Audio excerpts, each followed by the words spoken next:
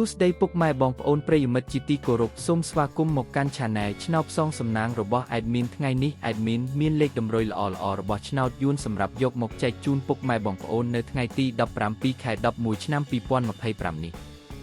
ដូចនេះ Admin មិនចង់ចាយពេលវេលារបស់ពុកម៉ែបងប្អូនយូរតោះយើងមកតាមដានលេខតម្រុយឆ្នោតរបស់យើងទាំងអស់គ្នា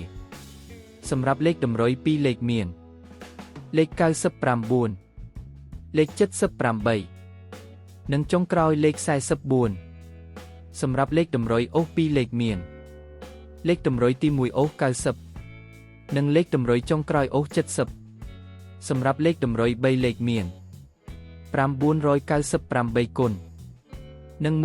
168គុណសម្រាប់លេខតម្រុយថ្ងៃនេះ Admin សូមជូនពរឲ្យពុកម៉ែបងប្អូននិងប្រិយមិត្តទាំងឡាយជួបតែសំណាងល្អទាំងអស់គ្នាហេងមានលាភមានជ័យ